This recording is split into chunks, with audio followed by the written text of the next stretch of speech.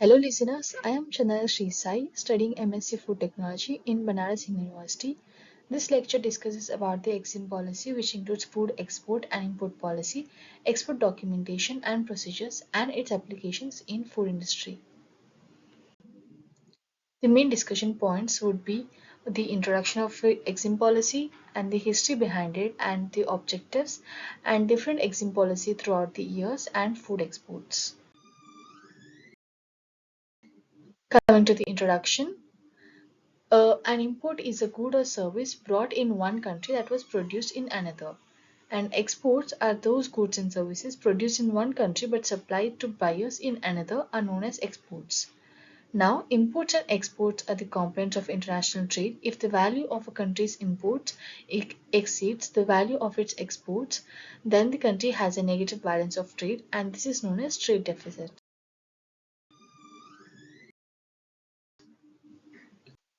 Indian EXIM policy is a set of guidelines and regulations formulated by the Government of India to manage export and import, that is, foreign exchange of any commodity. This is governed by the Foreign Trade and Development and Regulation Act 1992. Indian EXIM policy is prepared and announced by the central government, that is Ministry of Commerce, for every 5 years. And this contains various policy related decisions taken by the government in the sphere of foreign trade, that is with respect to imports and exports from the country, and especially export promotion measures, policies and procedures. Now coming to the food exports, this includes the commodities like food grains, fruits, vegetables, pulses, oil seeds, milk products, eggs, meat, etc., and also other processed items. But primarily agricultural commodities and raw materials exported to developed countries from India, such as basmati rice, non-basmati rice, maize, fruits, vegetables, onions, spices, tea, coffee. Government of India controls the import of essential goods and promote the exports to the maximum extent through EXIM policy. Now we have two aspects of EXIM policy, where the import policy is concerned with regulation and management of imports, and the second aspect is the export policy, which is concerned with regulation and promotion of the exports. Now, these exports are promoted in such a manner that the economy of the country is not affected by unregulated exportable items, especially needed within the country. The EXIM policy is updated on 31st of March, and the modifications, improvements and new schemes became effective from 1st of April. Now, all types of changes or modifications related to the EXIM policy is normally announced by the Union Minister of Commerce and Industry, who coordinates with the Ministry of Finance, the Directorate General of Foreign Trade, and network of DGFT General Regional Offices. Now, the current export-import policy covers a period of 2022 to 2027. Now, here we have a brief history of EXIM policy, where in 1947 we have an act, the Imports and Exports Control Act, which arose out of the consequences of the Second World War for the powers to prohibit and to control imports and exports for a limited period. The initial life of the act was 3 years, but it was extended from time to time until 1971. And in 1962, the Government of India appointed a special EXIM policy committee to review the government previous export-import policies.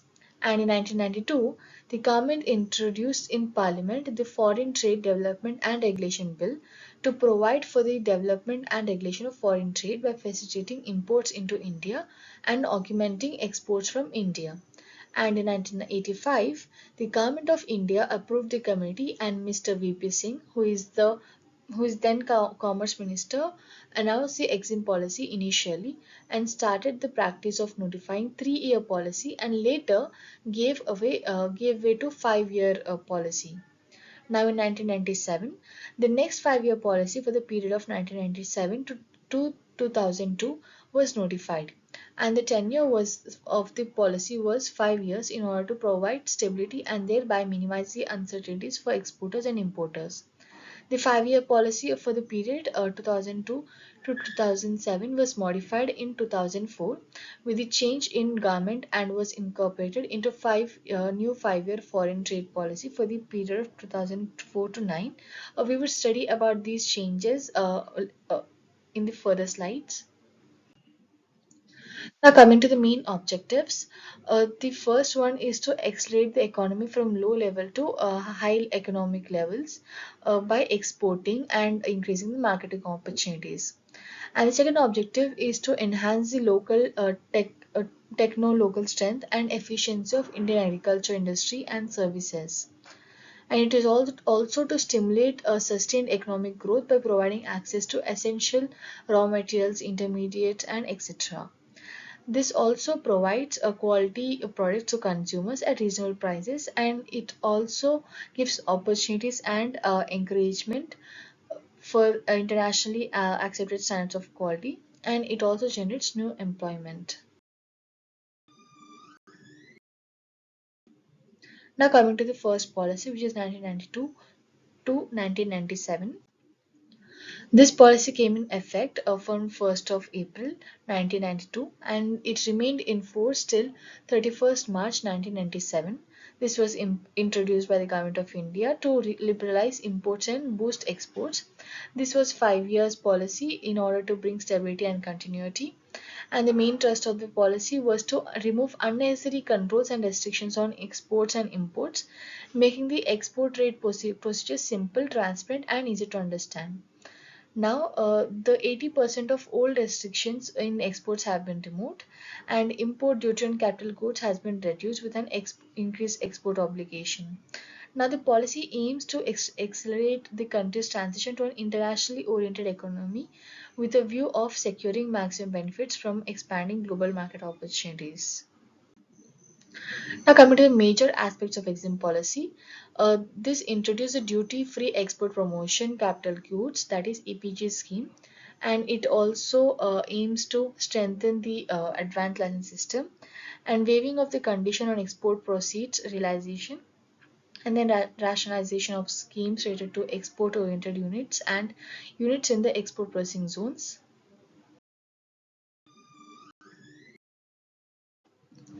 In coming to 1997 to 2002, the policy came into force in 1st April 1997, and it remained in force till 31st March 2002, and it was again introduced by Government of India in order to smooth functioning of the Indian export import trade. And then the policy further simplified the procedures and reduced the interface between exporters and the Director General of Foreign Trade by reducing the number of documents required for exporters by half. And import has been further liberalized, and a better efforts have been made to promote Indian exports in international trade. This policy aims to consolidate the gains made so far, and it also reconstructs the scheme to achieve further liberalization and increase transparency. And it focuses on strengthening the domestic and industrial growth and exports. And also, the policy has focused on the need to let exporters concentrate on the manufacturing and marketing of their products globally and operate in a hassle-free environment. And then the effort has been made to simplify and streamline the process.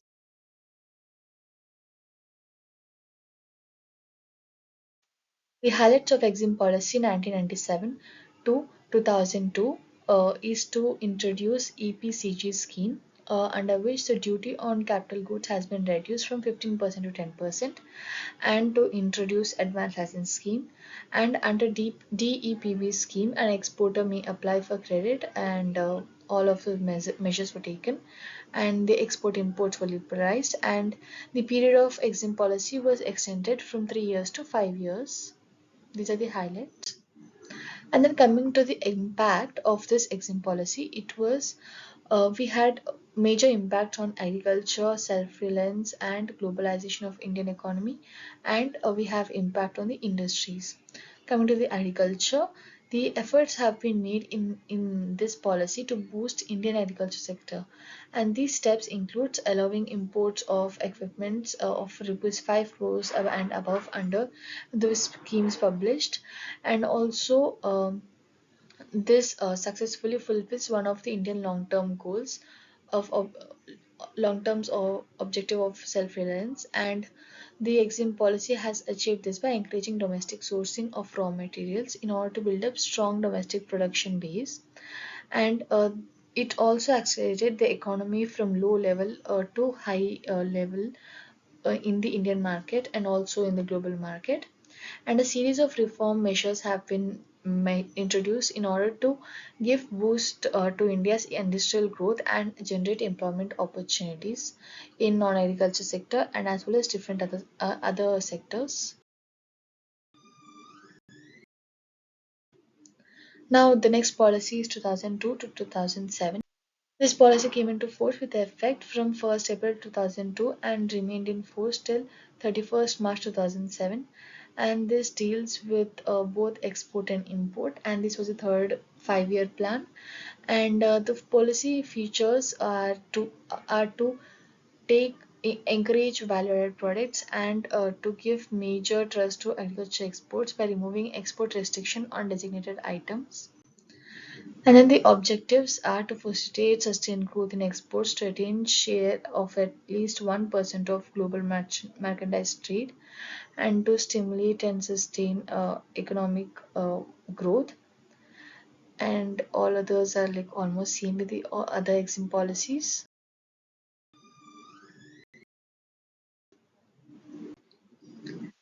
And then in 2004 to 2009, this policy was came into effect in 1st September 2004. As we discussed earlier, the changes were made, and this remained in force till 31st March 2009.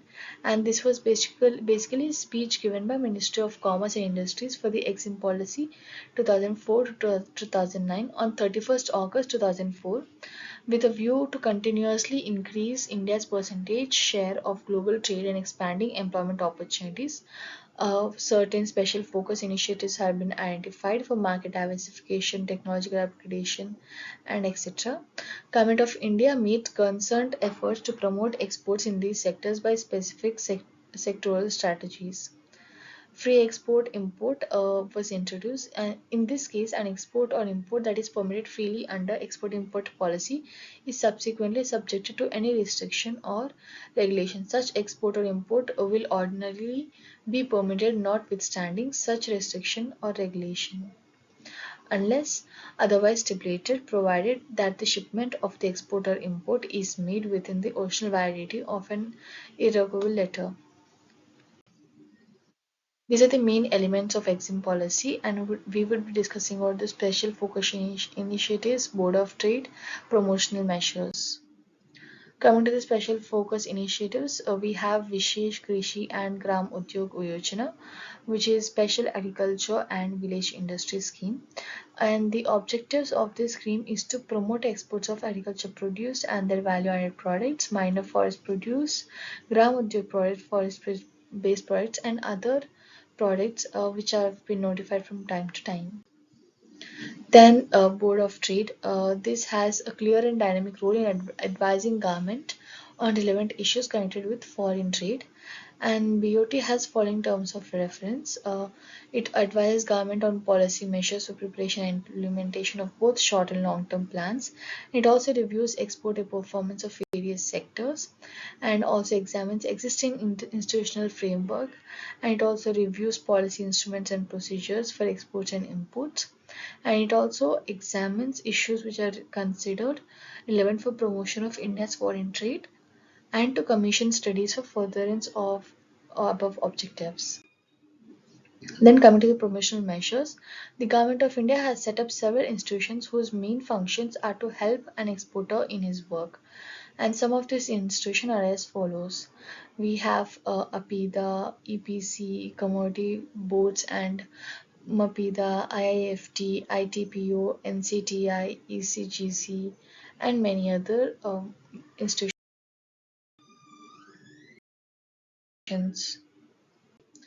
Coming to 2009 to 14 EXIM policy, this was introduced on 27th August 2009 and remained in force till 31st March 2014. And this trade policy incorporates provisions relating to export and import of goods and services. And all exports and imports up to 26th August 2009 shall be accordingly governed by the FTP 2004 to 9. And this foreign trade policy, incorporating the annual supplement as updated on 5th June 2012, shall come into force with effect from 5th June 2012. And the policy features are 100% growth of India's export of goods and services by 2014, and exports units allowed to sell 90% of goods in domestic market to arrest and reverse the declining trend of exports and to provide support to these sectors which have been hit badly by recession.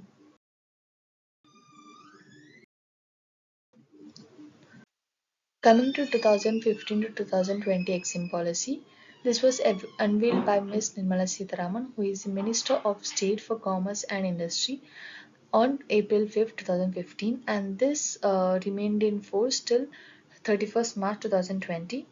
This policy was meant to continue until 2020, but however, it was extended several times for the period of 6 months because of COVID-19 pandemic and other issues until March 2023. And the FTP 2015 to 20 provides a framework for increasing exports of goods and services as well as generation of employment.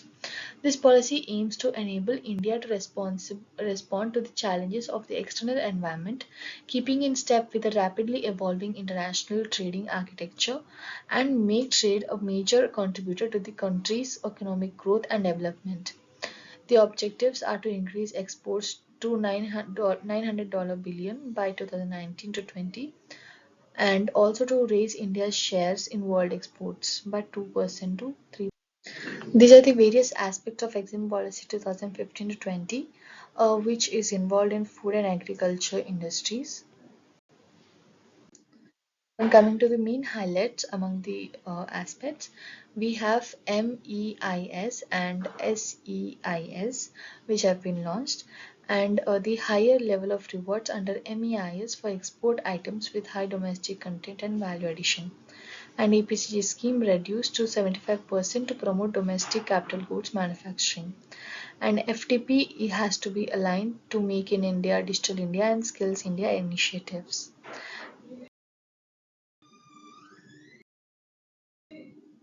Then coming to the latest 2022 to 2027 policy. The foreign trade policy was announced in 2020, but its adoption was deferred because of disruptions and economic uncertainty caused by the COVID-19 pandemic.